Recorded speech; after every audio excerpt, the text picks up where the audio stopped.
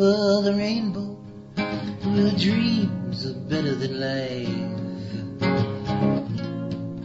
There's nobody to save.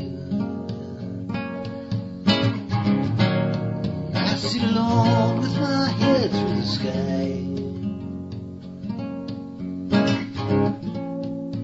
Yes, I'm wondering, never asking why. I just see inside, see inside. Hello, and welcome to the Mechanics of the Maya to Definition. And today we're going to look at single definition. About 4 out of every 10 beings have single definition. And though it is rather common in that sense to see the configurations, to see the various kinds of single definitions, it's a real array. It's not always so obvious what that is. You can see somebody, for example, that only has 2 centers connected to each other and have 7 other centers that are open. They're a single definition. You can have those that have 3 and 4 and 5 and 6 and so on centers that are all connected to each other. This is single definition. Now, the whole thing about the nature of single definition is that, like everything else, there is the this and there's the that. The this part of it is that to have everything connected, whether it's 2 centers or, any combination of centers together, it means that inherently the being has everything working together.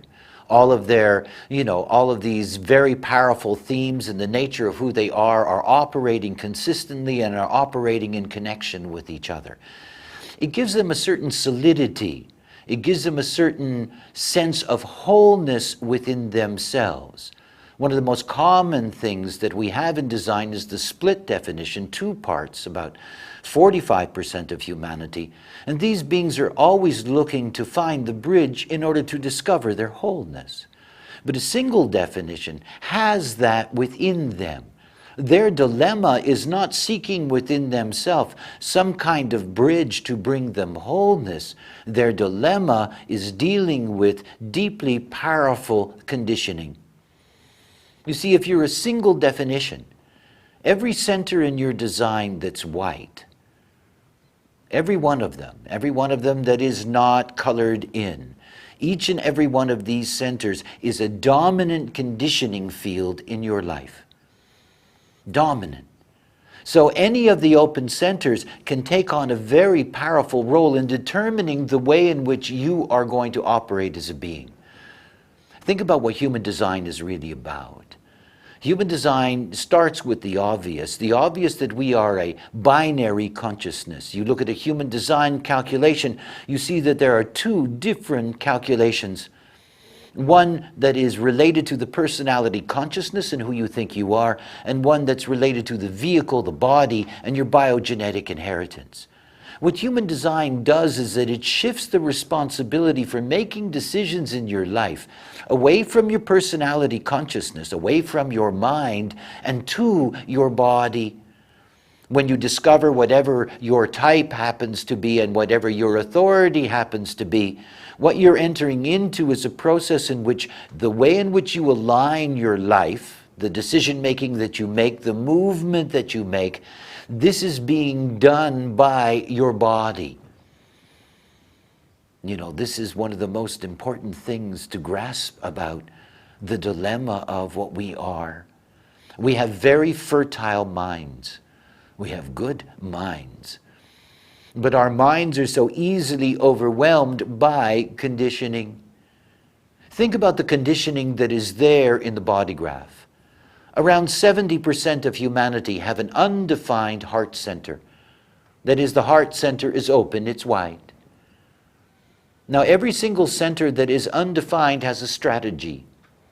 The strategy of the undefined heart center is always feeling unworthy, and in feeling unworthy, always trying to prove oneself, to prove to others, to prove that one is worthy, that one is good, that one is great, that one is wonderful, whatever the case may be.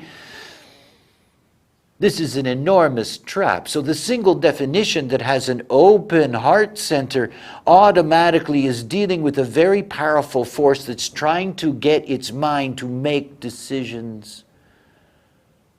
Somebody comes up to that single definition and says to them, I need you to do this for me. And it's not a thing that you want to do. It's not a thing that you would like to do. It's not a thing that you would naturally do. And you've got an undefined heart center and your mind says, oh, we have to do this. If we do this, we're going to show them that we're a good friend, a good lover, a good child, a good this, a good that. And then you end up doing things that you do not want to do. You see, the power of the open center is extraordinary. And I want you to grasp something, particularly those of you that are new to human design. That the open center to somebody who is unaware is the main force of conditioning in the life for a single definition. But you have to grasp something about these open centers. We are, genetically speaking, this and that. That is, we have certain imprints and we have certain receptors. We have these deeply imprinted zones in us, and then we have all this openness. All of your activations are an imprint that imprints the basic structure of what you can be as a unique being. But everything that is open in you, every center, every channel, every gate, that what you have is receptors to this. Receptors that are open to it, and within the genetic context get trapped by it because it's so seductive. You want that thing that you're not because that's what the genes want from you. And when you consider that just over 4 out of every 10 human beings are a single definition, that you're dealing with nearly 3 billion human beings on this planet who are going to be deeply subjective to conditioning. Now think about the two sides, this openness and what's active in you. Those activations that you have on the design side, on the personality side, this is you, the student. Those centers that are open, this is where you go to school. This is where you learn in life. And if you're not careful, you don't learn, you get overwhelmed. You just do. You're a single definition and you have an undefined G center. And that undefined G center is about not knowing where the right direction is. It's about wondering whether you're ever going to find love. It's about always looking around and over your shoulder, thinking there's something else. And that open G center is going to be there in the way in which your mind works. And honestly, it doesn't matter what your single definition is. Because if your mind is running your life, it's your open centers that are running your life. Isn't that a joke? Not a nice joke, but isn't that a joke? That you end up living out something that is truly not you. Yes, those open centers are part of the dynamic of what you are because you are here to have receptors to the world. Otherwise, we would truly be very alone. But you're not here to be overwhelmed by those forces, and all single definitions deal with the same phenomena. They deal with minds that are deeply, deeply influenced by their openness. Deeply influenced by their openness. See, if you are not listening to your body, human design is form principle, form principle. Everything about operating correctly as a nine-centered being is about honoring the form. If the form is making the decisions, then everything slowly begins to change because that very area that was something that tormented you, that drove you to make decisions that were not correct for you, suddenly becomes a place where you'll grow wise. That single definition with their open heart center that suddenly begins to recognize that they're okay, that they have nothing to prove, And at the same time, they're the only ones who can really judge who is worthy. And whether those who do have things to prove, those with a defined ego, actually prove it or can prove it. You know, it's like the wonder of looking at the mind. I've been looking at combinations of head and ajna centers for a very long time in my career. You know, it's really something. And you look at the ajna center, this center of conceptualizing. Now, when you look at somebody that's got the ajna center defined, they're very, very, very, very, very fixed in the way they think. I mean, when you think about the fact that every gate is broken down into 1,080 units, and that 1,080 units can be impacted by any of a number of planets, the nodes, the moon, and the same thing on the other side, and you've got a fixed definition there, then it's something to grasp about this definition. It's very powerful, but it's very fixed, and it's extremely limited. It's extremely limited. It's what differentiation is ultimately all about. All of us have a very, very, very specific limitation. It is, in that essence, our design. So think about that person with their ajna center. They've got the channel 1762, the organizational being, you know, this organizational mind, very, very logical. It's very, very fixed. It's the only way their mind is wired to work. And it is only wired to work through that very specific limitation. Now, it can be beautiful.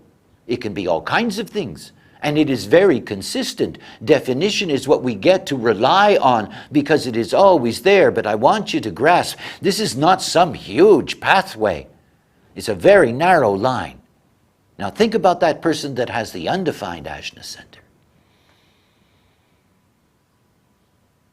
Think about how different that is. It is open to an enormous spread of possibility. Some of the greatest intellectuals that have ever lived on this plane have open ajna centers and head centers. Open. Open because so much can be filtered. And yet when you think about the not-self strategy of the open ajna center, you know, to try to convince itself that it's certain of things and convince others, this is the moment that they get into such deep trouble. You know, the fanatical obsession with claiming to be certain when they know that they're not deep inside because nothing can be certain for them.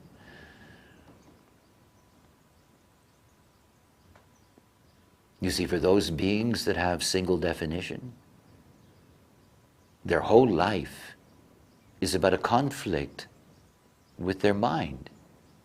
A conflict with their mind trying to get them to do things that have nothing to do with who they are. Nothing to do with who they are. Nothing. Think about the single definition and they have an undefined emotional center. Open solar plex system, open emotional system. The not-self strategy of the open solar plex system is to avoid confrontation and truth. So you think about that single definition. You know, and there is something in front of them, and they know it's in front of them, and their mind says to them, never mind, you know, we don't have to deal with this. The open solar plex system can end up lying so much that the being loses all connection with reality.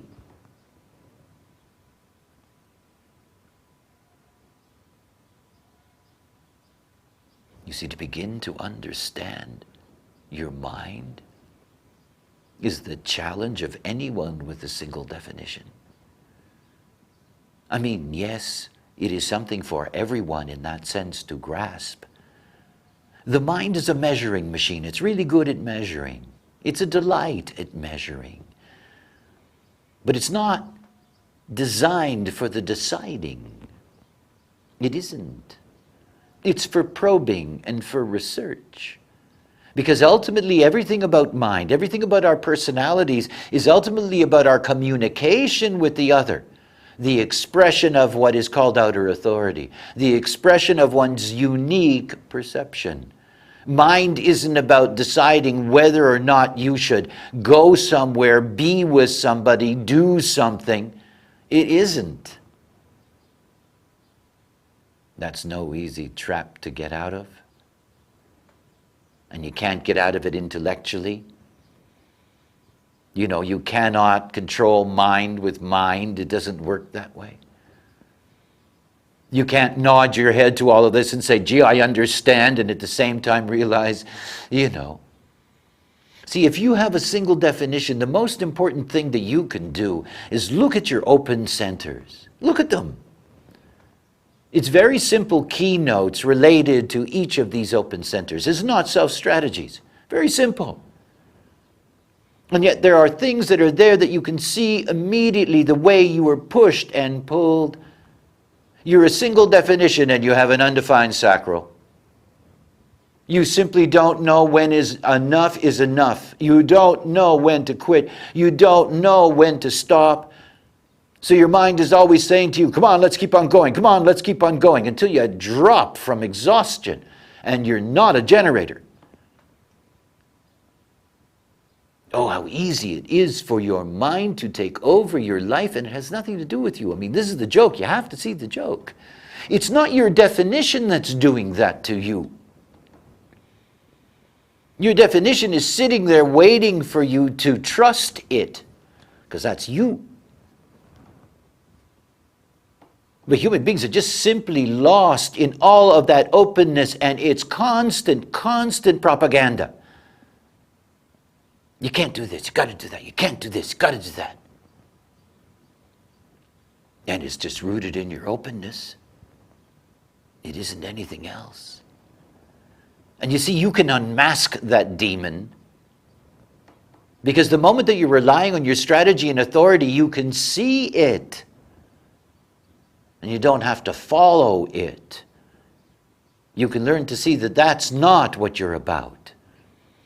That you don't have to be that other thing. That you can learn to be you. The greatest challenge in a human being's life is to love themselves. There's no greater challenge. When you see the way in which human beings are controlled by conditioning and how conditioning distorts their life and moves them away from who they are, that affects everything, their psychology, their well-being, their decisions in life. It's not your mind that's here to decide those things that are going to be with you for the rest of your life, what you do, who you're with. You trust your mind for that, and you live with all of its dilemmas for the rest of your life. You never get to live out who you are. You never get to discover the power that is inherent in you as a single definition. There is this extraordinary ability, once you're there, once you've got it, you know, to really be able to live out that uniqueness. It's not about needing somebody else to make a bridge for you. You see, the single definitions, they are here by design to stand alone. Alone. They can always stand alone. Always. As a matter of fact, only when they feel good in their standing alone are they ready, you know, to embrace whatever their design pulls them towards. But you see all that openness all around you? You know, if you're a single definition, you look at that openness. Look at it. Look at what it does to you. Because this is not something that you're going to say, oh, that's not me. You know, of course it's you. It's the way in which you've been influenced from the outside. It's the influence of everything but you. See, the whole thing about human beings is that they are born and trained to accept authority from others. It's always about the same thing.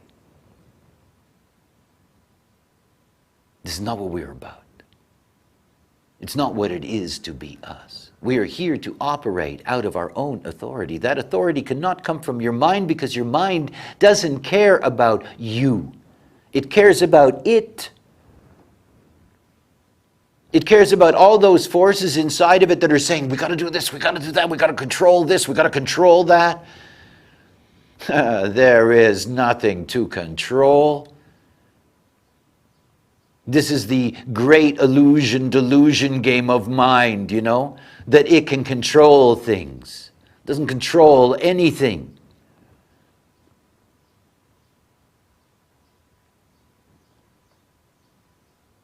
Just that sense of power that it has, that it's in control, is all rooted in those things deep inside of you that are open, that are going, what's that, what's that, what's that? You have to understand the genetic trap and not to take it personally. In order for a species to survive, they have to procreate through difference, different things coming together, ensure the vitality of the gene pool. You don't bond with, blood relatives. So everything about our design is, ooh, that's different. Ooh, that's different. Constantly being pulled towards it.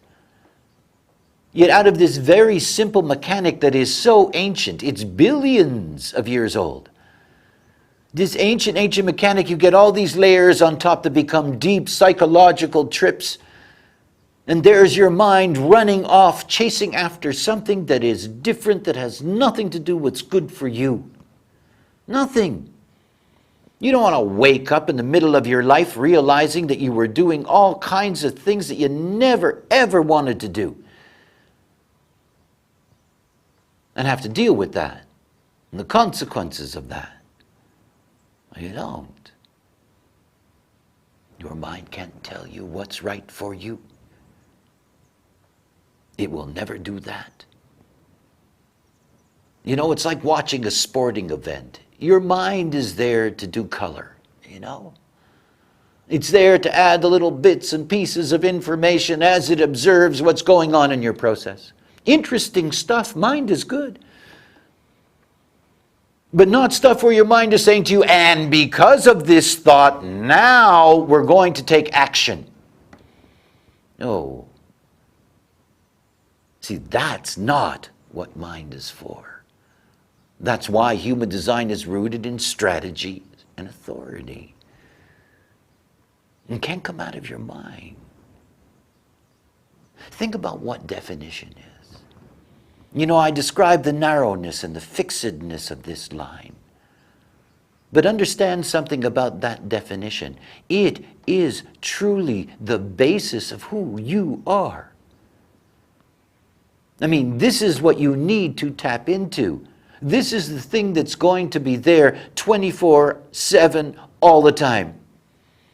Till your last breath, till you leave this plane, the only thing that's going to be consistent in your life is your definition. The only thing that's going to be consistent in your life is this single definition that is there to form the basis of who you are. If you live that, you live your life. And the rest becomes entertainment. With an open ego, watching somebody pretend, that they're trying to be worthy, it becomes something deeply visible, sad as well. You see the wisdom that comes out of an open center. I have an open emotional system. I have an open sacral. I have a totally open sacral, no activations. I understand both sides of that, and I'm a single definition. But the things that I have learned now, what I have been able to experience from an objective perspective of the emotional wave, the sacral energy, it has been the most fantastic learning experience of my life. And I know how deeply that openness distorted my life before I had my experience, before the knowledge, before living it. You see, for the single definition, you look at your open centers, look at them deeply. catch those keynotes and then watch your movie. Because you'll see it soon enough. You know, if you're not quite in the experiment or if you're just beginning the experiment, you watch your mind. It'll try really hard to take over, to do what it's always done, to keep you away from the essence of what you are, to keep you away from what is your purpose. Every day that you live by your strategy is a day that you take away the corruptibility and power of the mind, its ability to take you away from what is correct for you. You see, as a single definition, you are really this or that. You know, you're either going to be overwhelmed by your openness, or you're going to find yourself. And to be overwhelmed by the openness means that you live in a distorted mental life, in a life in which your mind is always under pressure, is in turmoil, where you're always threatened by the anxiety that is there in your mind.